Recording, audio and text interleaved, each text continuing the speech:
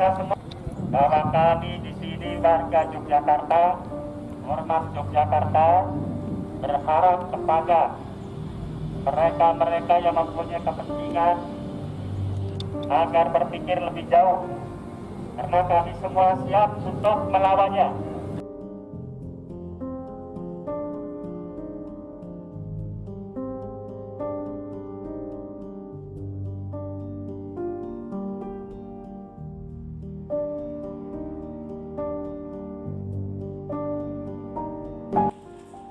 Bismillahirrahmanirrahim. Assalamualaikum warahmatullahi wabarakatuh. Selamat sore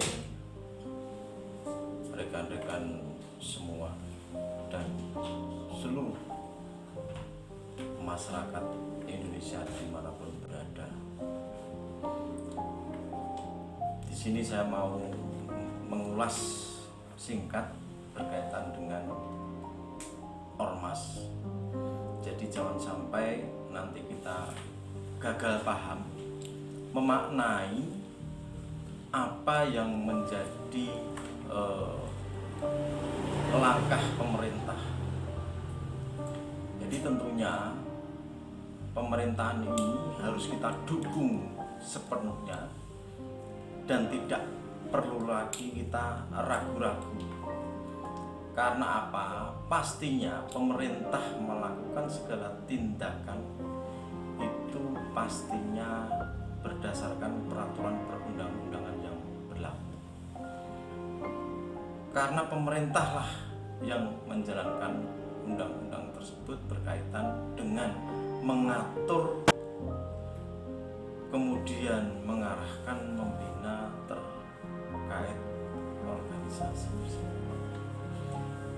Jadi ketika kita bicara soal organisasi, itu sah bahwa kita dijamin oleh konstitusi kita sebagaimana yang diatur dalam pasal 28E ayat 3. Jadi bahwa kita itu diberikan kebebasan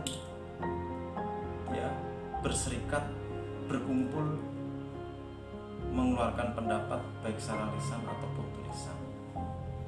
Artinya apa? Bahwa dalam hal melakukan segala kegiatan tentunya kita harus mengedepankan berkaitan dengan hak asasi manusia. Nah, sedangkan batas hak asasi manusia tersebut adalah hak asasi orang lain. Nah, artinya bahwa ruh dalam organisasi tersebut itu ada dalam anggaran dasar dan rumah tangga, yang mana direpresentasikan melalui visi, misi, maksud, dan tujuan. Nah, tentunya apa yang menjadikan dasar landasannya? Yaitu Pancasila dan Undang-Undang Dasar 45. Sekarang ketika kita sedang booming berkaitan dengan pembubaran organisasi misalnya, ini kita harus paham betul pembubaran itu siapa yang membubarkan dan apa masalahnya, ya, serta organisasi mana atau organisasi apa yang dibubarkan. Nah, ketika kita mengikuti perkembangan saat ini, saya tidak perlu menyebutkan organisasi apa. Di sini jangan sampai kita gagal paham, ya. Sebenarnya pemerintah saat ini tidak ada tindakan untuk membubarkan, itu tidak ada. Apalagi dengan tindakan hukum untuk membubarkan salah satu organisasi. Kita harus pahami Misalkan kita berpijak pada SKP 6 Menteri misalkan. Coba cermati titelnya ya, judulnya. Di situ tidak ada tentang pembubaran, itu tidak ada. Karena apa? Jelas bahwa kita berorganisasi itu dilindungi oleh undang-undang. Ya. Bahkan konstitusi kita sudah menyebut, yaitu pasal 28E ayat 3. Dan di situ ruhnya dalam hal menjalankan segala kegiatan itu harus penuh tanggung jawab serta tidak merugikan orang lain. Nah, ini kembali lagi berkaitan dengan hak asasi manusia. Jadi berkaitan dengan SKP 6 Menteri itu kita lihat titelnya, dan di situ tidak ada SKP Menteri tentang pembubaran organisasi, ya kan? Jadi jangan sampai kita gagal paham. Nah, di situ sebenarnya yang tepat untuk memaknai SKP berkaitan dengan pembekuan segala bentuk kegiatan. Nah, kegiatan itu apapun yang dilakukan oleh organisasi, ya, itu tidak diperbolehkan atau dilarang. Nah, ini beda dengan pembubaran. Kalau pembubaran itu ya harus melalui mekanisme sebagaimana yang diatur dalam peraturan perundang-undangan yang berlaku.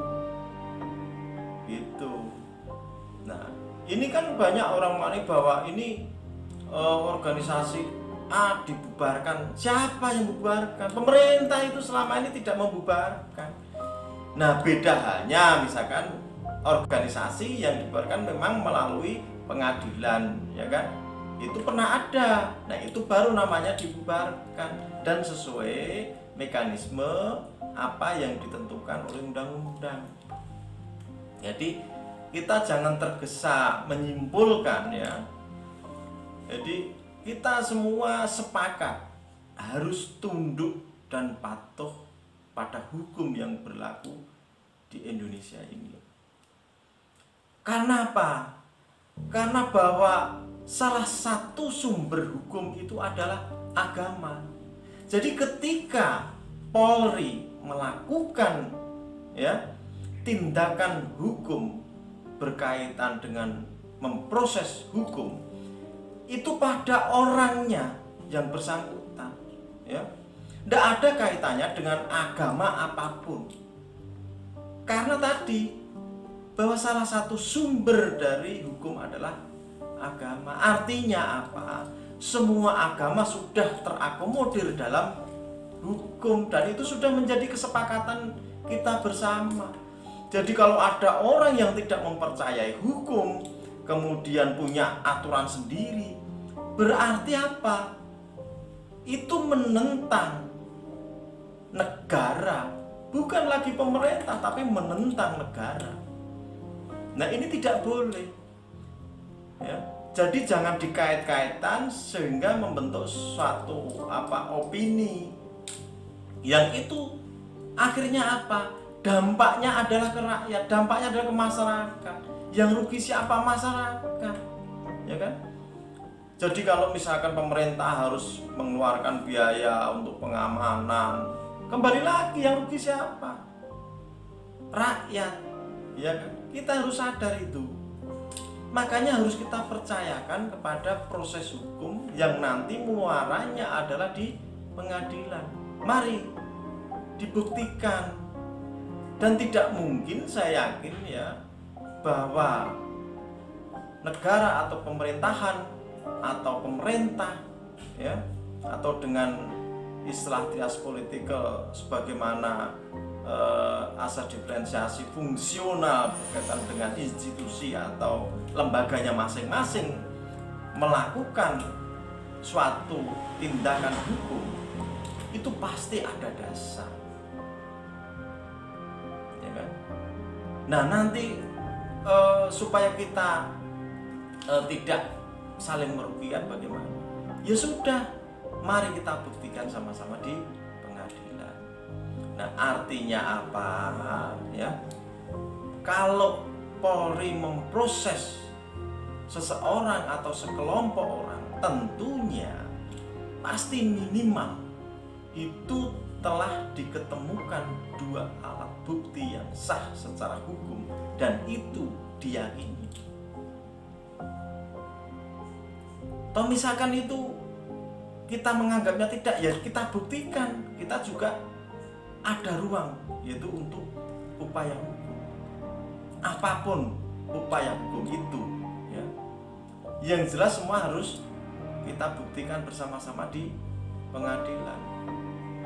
Nah terkait dengan nanti siapa yang menang atau siapa yang kalah itu no problem. Karena apa? Pemerintah atau negara itu masih memberikan ruang-ruang ya kan untuk upaya hukum lanjutan. Jadi kita nggak perlu terus kita harus mengerahkan massa, kemudian kita pressure massa. Hukum itu tidak ada seperti itu dan itu tidak akan mempengaruhi putusan pengadilan. Jadi enak kan?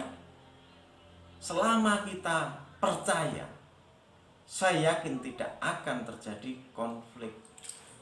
Nah, toh misalkan terjadi konflik, penyelesaiannya ya di pengadilan. Jadi yang namanya Eigenrecht itu jelas itu perbuatan melawan hukum. Ini termasuk masih baik pemerintah ini. Karena apa? Tidak setiap Eigenrecht langsung diproses. Bayangkan kalau hal itu terjadi. Nah, kemudian kembali lagi kita setback ya terkait dengan organisasi. Kalau kita bilang bebas, kita bilang sekendak sendiri, itu nggak akan bisa. Artinya kita tetap tunduk dan patuh pada hukum yang berlaku di Indonesia. Jadi jangan bawa-bawa apapun ya berkaitan dengan persoalan hukum.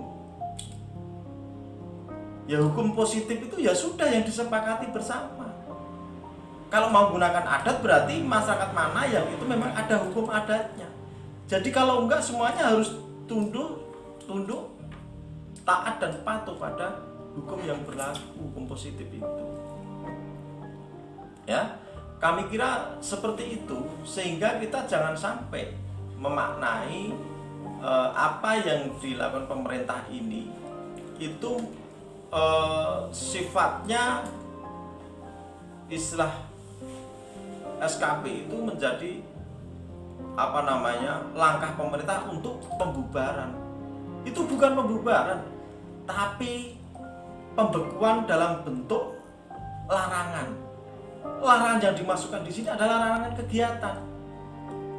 Nah, mestinya pemerintah punya bukti-bukti yang cukup untuk melakukan hal tersebut. Berkaitan dengan apa? Ya, berkaitan dengan apa yang dituangkan atau dinyatakan dalam pasal 28 ya, ayat 3 Undang-Undang Dasar 45. Nah, kalau itu sudah luar rel, artinya pemerintah memang punya tanggung jawab. Ya. Jadi tidak diperbolehkan organisasi apapun ya dimanapun itu istilahnya menjalankan kegiatannya di luar peraturan perundang-undangan yang berlaku di Indonesia. Kami kira itu ya. Jadi supaya kita paham ya terkait dengan tindakan pemerintah pada saat ini. Terima kasih ya. Kurang lebihnya mohon maaf karena waktu yang sempit ini. Yang jelas hanya merupakan supaya ini menjadi satu persepsi atau pemahaman masyarakat dan kita hormati langkah hukum ini yang dilakukan oleh pemerintah ataupun pihak yang menjadi lawannya dalam hal ini adalah kuasa hukumnya. Apalagi ini mohon maaf di masa pandemi, marilah kita bersama-sama untuk menghormati dan menjalankan apa yang menjadi kebijakan pemerintah, yaitu terkait protokol kesehatan supaya apa kita segera terlepas dari pandemi COVID-19 ini. Terima kasih. Assalamualaikum warahmatullahi wabarakatuh. Matur nuwun.